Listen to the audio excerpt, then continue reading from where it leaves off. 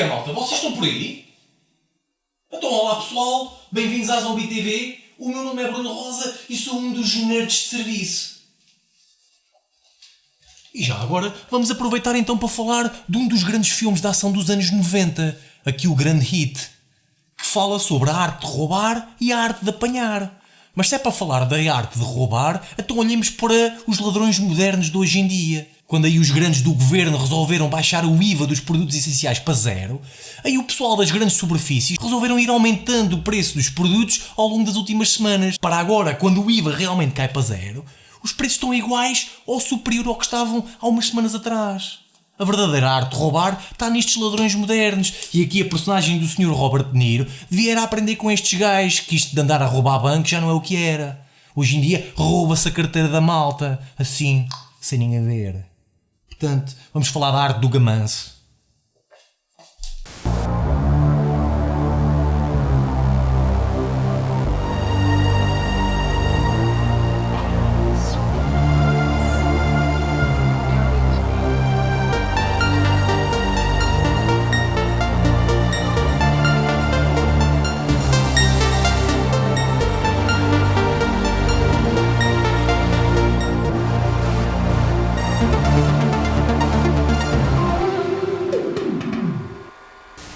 Estávamos perto do Natal do ano de 1995, quando esta pérola de ação, que mistura crime e drama de uma forma brilhante, estreou nos cinemas, iniciando um percurso que chegou ao estatuto de filme de culto e a um marco cinematográfico que nos dias de hoje continua difícil de atingir.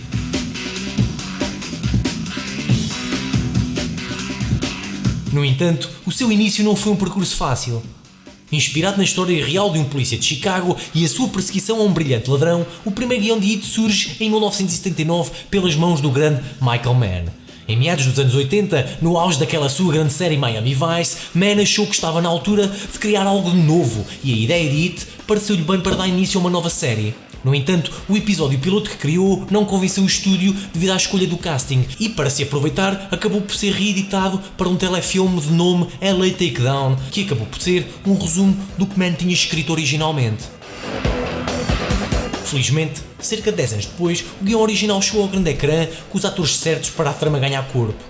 Hit contou assim com Al Pacino e Robert De Niro na dupla principal de polícia e ladrão, liderando um conjunto de atores secundários de renome, como Val Kilmer, Jon Voight, Ashley Judd, Diane Venora, Ted Levine e ainda Tom Sizemore, que infelizmente faleceu recentemente.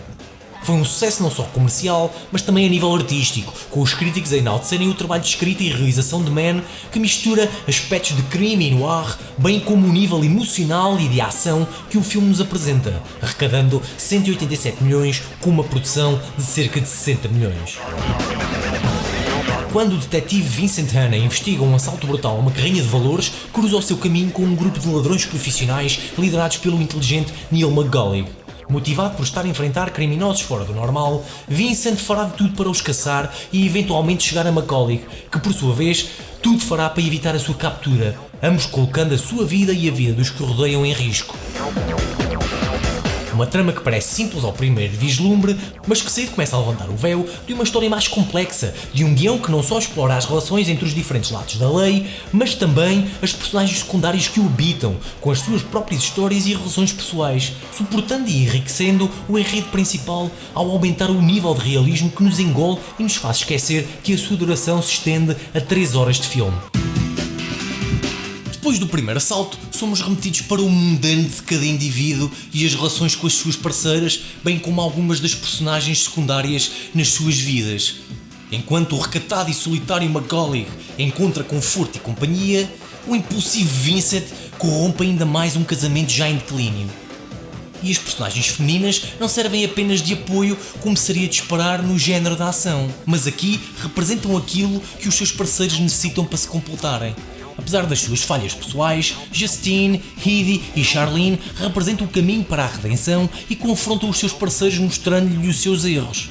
Não esquecer que uma coisa é o que as personagens necessitam, outra coisa é o que as personagens querem.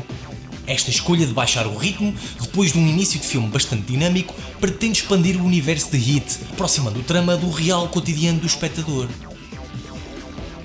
Se olharmos a personagem do condutor do carro no assalto final, noutro qualquer filme teria uma introdução de personagem e mais algumas linhas pelo meio para evoluir.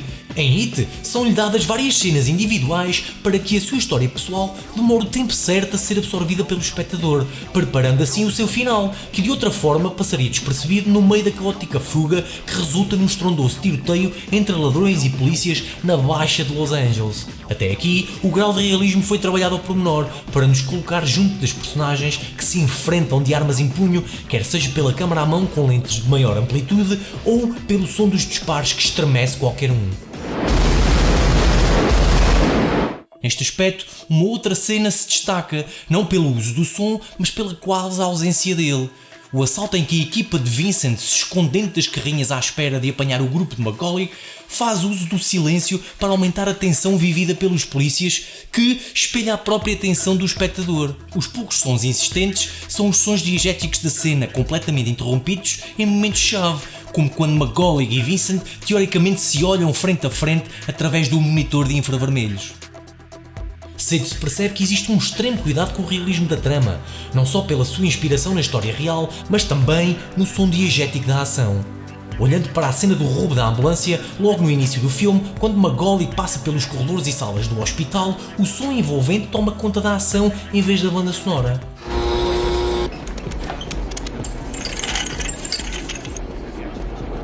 Os sons do espaço envolvente em que as personagens se encontram, de veículos a bater uns nos outros, as explosões, os tiros, têm neste filme uma força fora do comum, abafando a banda sonora quando ela existe, em busca de uma maior autenticidade.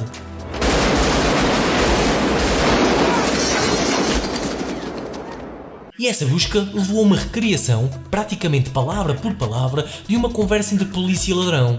A já famosa cena do café entre De Niro e Pacino é a cópia da conversa real entre o ladrão profissional Neil Macaulay e o polícia Chuck Adamson, que aditou a Man quando foi conselheiro do filme. A ficção que neste caso imita a realidade, pois melhor é impossível. Esta conversa, também marcada por diálogos ameaçadores, acaba com um estranho grau de respeito entre os dois, oferecida por dois grandes atores no seu auge e que têm aqui um momento que não conseguiram voltar a repetir. Quanto aos personagens, estes estão em espectros opostos, mas por momentos colocam a sua rivalidade de parte para conversarem abertamente e perceberem que são mais parecidos do que julgam. Ambos excelentes no seu trabalho, mas uns completos errantes na vida social, que apenas encontram sentido no que perseguem, algo que, olhando a filmografia de Man, é recorrente nos seus personagens principais. Esta famosa conversa marca o meio do filme e abre o jogo entre os dois protagonistas com o presságio de que, no próximo encontro, um deles cairá por terra. O desenrolar de acontecimentos para atingir esse ponto afeta também todas as personagens que circulam os protagonistas e assistimos à evolução das suas tramas secundárias para um ponto de não retorno tão intensivamente como assistimos à trama principal, devido à forma como a primeira parte do filme foi trabalhada. Um barril de pólvora que se encheu lentamente esperando a ignição, que surge obviamente no assalto ao banco. A cena que cimenta toda a busca pela realidade, que é a característica principal deste filme. Não só a nível sonoro, como já o referi, mas também a nível de efeitos práticos e movimentos de personagens. Nada aqui é digital. Os vidros que estilhaçam, os pneus que rebentam, buracos de balas em pessoas e objetos, os cartuchos das balas assaltadas armas, tudo é construído com efeitos práticos. E os atores trabalharam a cena com especialistas da polícia para saberem como se moverem, como se cobrirem de disparos e manusear e recarregar as armas.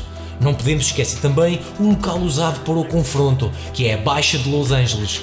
Um local que atribui uma camada extra de realismo, ecoando o som dos disparos e explosões entre os arranha-céus.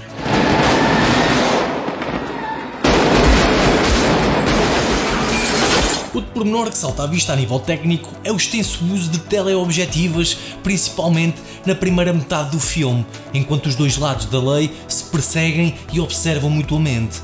Um olhar quase voyeurista que Man nos impõe como se observássemos toda a história de um ponto de vista mais afastado, mas que ao mesmo tempo lhe permite preencher o ecrã com planos aproximados de rostos desfocados do fundo pela curta profundidade de campo. Olha de longe, mas olha com atenção. A partir daqui começam-se a fechar as histórias secundárias para afunilarmos na trama principal e o seu glorioso final. E quase nos esquecemos de um pormenor que para mim destaca a realização e a escrita de Michael Mann, que é a enteada de Vincent, uma personagem interpretada por uma jovem Natalie Portman, uma miúda que aparece brevemente em 2 cenas, para no entanto regressar na altura mais tensa da trama, no auge da perseguição final entre Vincent e Macaulay. De repente, Mann faz-nos esquecer de tudo o resto, quando a miúda é encontrada na banheira do quarto do hotel numa tentativa de suicídio. A forma como esta pequena personagem vira o foco de atenção permite-nos perceber que a realidade não escolhe a altura certa para lançar novos desafios. Praticamente na mesma altura, Macaulay vê-se tomado pela necessidade de vingança quando se desvia do seu plano de fuga para ir limpar o sebo a um traidor do seu gangue. Também aqui, Mann soube jogar com as emoções mais profundas e por vezes irracionais que nos levam a cometer erros nas piores alturas. E é também este jogo entre a trama principal e as subtramas que nos mantém focados a cada cena que passa, criando um grau de realismo fora do comum neste género de filme. Mann apenas se afasta e bem da busca do real no final do filme, permitindo a libertação de toda a energia acumulada ao longo da trama da forma mais emotiva que encontrou. Muitos lembram este filme pelo tiroteio ou conversa de café, mas para mim esta é a cena mais memorável. A realidade foi mais crua e justa, e Adamson disparou 6 tiros nas costas de Macaulay quando este tentou fugir. Para a nossa sorte, Mann oferece-nos um final também justo, mas bem mais poético.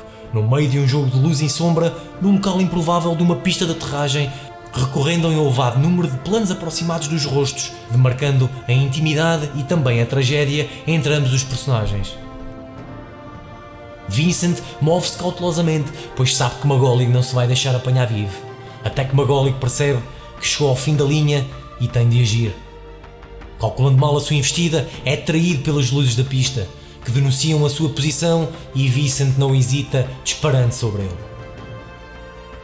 Enquanto Macaulay desvanece, ele levanta uma das mãos para o cumprimento final entre ambos.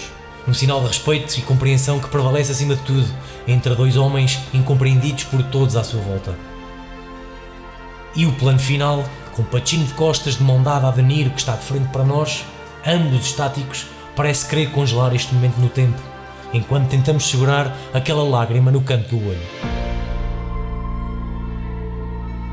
E depois de um final destes, é normal pensar que tudo acaba por aqui, mas a verdade é que Michael Mann evoluiu o backstory dos personagens de It com um nível de detalhe que lhe permitiu ter material suficiente para criar algo mais. Assim, em agosto de 2022 chegou a novela It 2, escrita por Mann e Meg Gradiner, e que funciona como uma sequela e prequela do filme.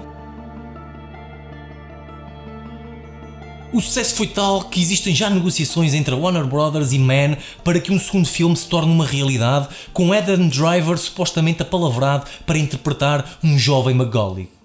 Chegamos assim ao final de mais um episódio e resta-me agradecer as vossas visualizações. Deixem nos comentários a vossa crítica a este filme, sigam-nos nas redes sociais e ativem todos os sininhos e avisos para não perderem o fio à meada do que se faz neste glorioso canal, pois essa é a vossa única forma de apoio, a não ser que mandem envelopes com cheques e dinheiro, o que eu também aceito.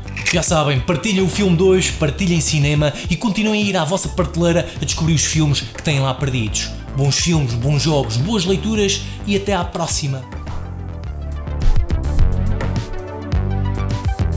Agora, bonito era isto não estar a gravar. Não está.